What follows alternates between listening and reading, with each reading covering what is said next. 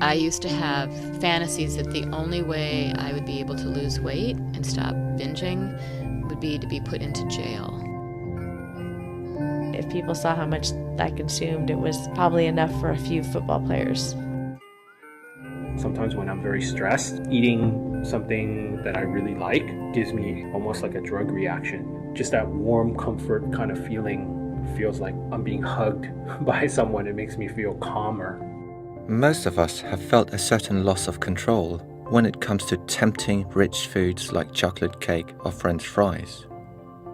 But is it possible to actually be addicted to something as basic to our survival as food? Research shows that eating sweet, salty or fatty foods activates the same parts of the brain as addictive drugs do. When we put these foods in our mouths, our taste buds respond by sending signals to the brain reward circuitry. In response to these signals, dopamine, a chemical messenger in the brain, is released signaling something pleasurable. Other brain chemicals, such as endorphins, are also released. These are opioids that have rewarding effects similar to heroin or cocaine. Endorphins make food pleasurable and lead people to seek out rewarding foods. Some studies show that certain foods and drugs alter the dopamine reward circuits and blunt the dopamine receptors in parts of the brain. Specifically, fructose, the sweet part of sugar, will cause 4 phenomena, all of which are necessary for the diagnosis of addiction in animals.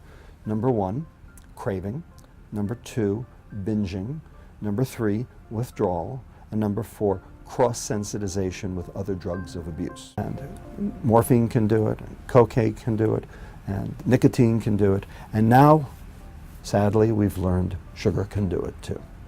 Researchers at the University of Bordeaux in France found that cocaine-addicted rats actually worked harder for sugar than they did for cocaine.